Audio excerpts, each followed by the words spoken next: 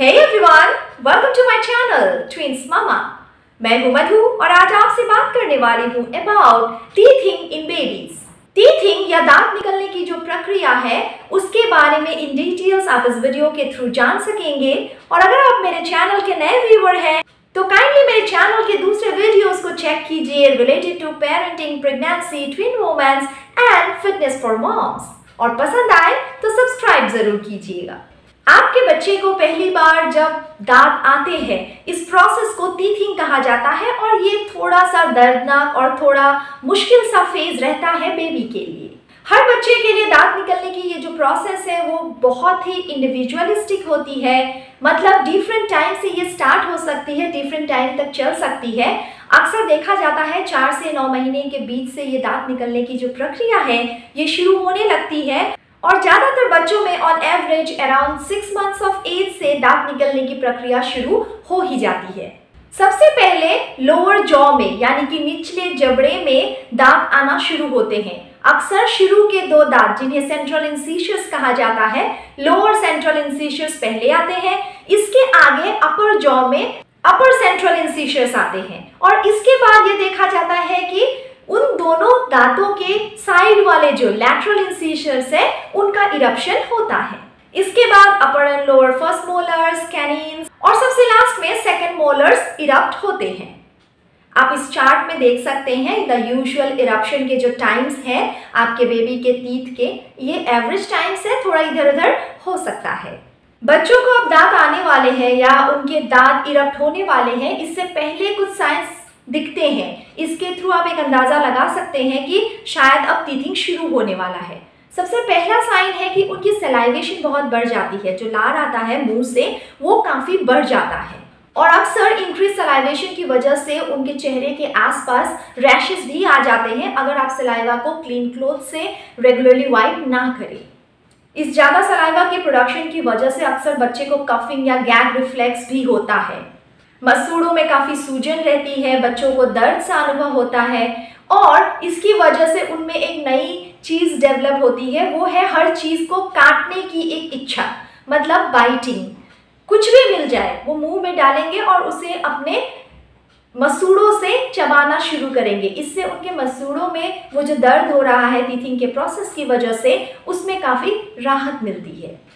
जैसे मैंने बताया ये काफ़ी एक दर्दनाक अनुभव हो सकता है खासकर कुछ बच्चों के लिए। तो ऐसे में आपको ये दिख सकता है कि यूजुअल बच्चा जितना चिड़चिड़ा रहता है या रोता है उसके मुकाबले इस दौरान वो थोड़ा ज़्यादा चिड़चिड़ा रहता हो या उसके रोने की जो इंटेंसिटी या फ्रिक्वेंसी है उसमें भी आपको बढ़ावा नज़र आ सकता है। और इसी दर्द की वजह से कभी कभार उनमें खाने में अरुचि भी दिखती है, वो खाना नहीं खाना चाहते या फिर उनकी नींद भी अच्छे से पूरी नहीं होती। कभी कभार उनके बॉडी का जो टेम्परेचर है वो भी थोड़ा सा एलिवेटेड रहता है। मतलब बुखार की बात मैं नहीं कह रही, अगर बुखार आए तो इसकी वजह कुछ और हो सकती है। अक्सर क्या होता है टीथिंग के साथ लोग डायरिया या फीवर को एसोसिएट करते हैं, लेकिन टीथिंग द ओनली रीज़न नहीं है इस पूरे चीज़ की। क्या होता है बच्चे दांतों में ये जो दबाव महसूस करते हैं उसकी वजह से कुछ भी मुंह में डालकर चबाने लगते हैं, तो इसकी वजह से उनकी जो गैस्ट्रोइंटेस्टाइनल इश्यूज होते हैं या डायरिया होता है ये हो सकता है और इसी तरीके के किसी इन्फेक्शन की वजह से उन्हें फीवर भी हो सकता है। आई होप न्यू मॉम्स को ये पता होगा कि आपके बच्चे का जो बॉडी टेम्परेचर है वो जब 100 डिग्री फ़ारेनहाइट के ऊपर जाता है तभी हम उसे फीवर कहते हैं और इस तरीके का फीवर टीथिंग की वजह से तो नहीं होता। टीथिंग की वजह से हाँ टेम्परेचर थोड़ा एलिवेट हो सकता है। तो अगर आपके बच्चे को डायरिया या फीवर या वॉमिटिंग जैसा कोई इश्यू है और आपको लग रहा है ये टीथिंग के साथ पैरेलली हो रहा है, आपको अपने पीडियाट्रिशियन से एक बार बात जरूर करनी चाहिए। बच्चों को टीथिंग के इस पेनफुल प्रोसेस से गुजरते हुए आराम देने के लिए आप टीथर्स का इस्तेमाल कर सकती हैं। टीथर्स आजकल मार्केट में आए हुए हैं, कुछ ऐसे टॉयज हैं जिनको स्पेशली टीथिंग के दौरान यूज के लिए ही बनाया गया है और इन टीथर्स को आप रेफ्रिजरेटर में रख के थोड़ा ठंडा करके भी बच्चों को दे सकते हैं। मैं फ्रोज़न टीथर्स देने की बात नहीं कर रही, मतलब अगर आप फ्रोज़न टीथर दें तो वो बहुत हार्ड होगा और ये बच्चे के मसूड़ों को और ज़्यादा इन्फ्लेम कर सकता है। टीथर यूजुअली सॉफ्ट मटेरियल का होता है, थोड़ा ठंडा अगर हम दें तो इससे क्या होता है इन्फ्लेमेशन में राहत मिलती है। टीथर्स की जगह आप कोई कपड़ा भी बच्चे को दे सकते हैं, बट मेक इट श्योर कि कपड़ा गीला हो और बिल्कुल साफ सुथरा हो। इसको चबाने से भी बच्चे को थोड़ा आराम मिल सकता है। इसके अलावा बच्चे को खाना खिलाने से पहले जब वो सॉलिड्स या सेमी सॉलिड्स लेने लायक हो जाए, उस एज की मैं बात कर रही हूँ, तब उनके मसूड़ों को अपनी उंगलियों से थोड़ा मसाज करें ठीक उनके खाने से पहले। इससे उनको थोड़ा आराम रहेगा और वो खाना आराम से खा पाएंगे। और देखिए, अपने अनुभव से मैंने यही समझा है कि जब तक बच्चे का पेट भरा रहे वो हंसी खुशी रहता है, वरना फॉर एग्जाम्पल टीथिंग के दौरान अगर वो खा ना पाए, उसे भूख लगती रहेगी, वो खा नहीं पा रहा है लेकिन भूख तो लगेगी ना, फिर क्या होगा, बच्चा इरिटेटेड रहेगा, रोता रहेगा, फंसी रहेगा। आपके लिए भी ये सिचुएशन काफ़ी डिफिकल्ट सा हो जाता है। इसके अलावा इस दौरान ये भी ज़रूरी होता है कि बच्चे के आसपास मौजूद सभी चीज़ों को हम क्लीन रखें, क्योंकि आप बच्चे को टीथर देंगी वो उसी को चबाएगा ये ज़रूरी नहीं है। उसे जो भी मिलेगा वो अपने मुंह में डालेगा ही इस दौरान। तो इसीलिए सो दैट उन्हें कोई स्टमक रिलेटेड इश्यूज ना हो गंदी चीज़ों को मुंह में डालने से। टीथर भी आप इसलिए बिल्कुल साफ़ सुथरा रखिए, हर यूज़ के बाद उसे ल्यूकवार्म सोपी वाटर में अच्छे से वॉश कीजिए और तभी बच्चे को दीजिए। मैंने ऑलरेडी आपको इंक्रीज सलाइवेशन के बारे में कहा ही है। इस दौरान एक सॉफ्ट कॉटन के क्लॉथ से बच्चे के मुंह के सराउंडिंग के एरिया को कंस्टेंटली क्लीन करते रहना बहुत ज़रूरी है, ताकि सलाइवेशन की वजह से उनको रैशेस ना हो।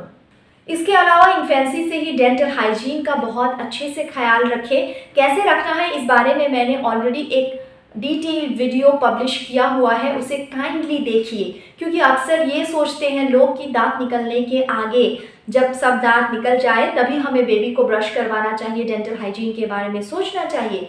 ये बहुत ही गलत सोच है और इससे आपके बच्चे को डेंटल कैरीज होने के चांसेस बहुत ज़्यादा हो जाते हैं। मैं डेंटल हाइजीन रिलेटेड वीडियो का लिंक आई बटन में as well as end screen में प्रोवाइड कर दूंगी, आप ज़रूर उस वीडियो को एक बार देखिएगा। मैक्सिमम बच्चों को दांत निकलने की इस प्रक्रिया के दौरान किसी ट्रीटमेंट की ज़रूरत नहीं होती, लेकिन अगर आपको लग रहा है कि आपका बच्चा बहुत फंसी है, बहुत दर्द में है, टीथर्स या गम मसाज से भी उसे कोई आराम नहीं मिल रहा है, फिर आप अपने पीडियाट्रिशियन से एक बार बात ज़रूर कर सकते हैं। बच्चे को तकलीफ में देखकर लौंग का तेल लगाना या कोई इस तरीके का घरेलू उपाय प्लीज़ ना अपनाएं। जो भी मैंने ट्राइड एंड टेस्टेड बातें अभी आपको बताई हैं उनका इस्तेमाल आप कर सकते हैं, या फिर अगर आप ज़्यादा परेशान हैं अपने पीडियाट्रिशियन से बात कीजिए। उम्मीद करती हूँ ये वीडियो आपके लिए कुछ इन्फॉर्मेटिव इंसाइट्स लाया होगा अबाउट टीथिंग और कैसे आप अपने बच्चे को इस पेनफुल प्रोसेस में हेल्प कर सकते हैं। ऐसे ही पेरेंटिंग, प्रेगनेंसी, ट्विन मोमेंट्स और फिटनेस रिलेटेड टू मॉम्स जैसे वीडियोस के लिए मेरे चैनल को देखते रहिए। सब्सक्राइब कर लीजिए अगर आपने अभी तक ना किया हो, और लाइक, शेयर एंड कमेंट भी जरूर कीजिए। Thank you so much. See you again with another video.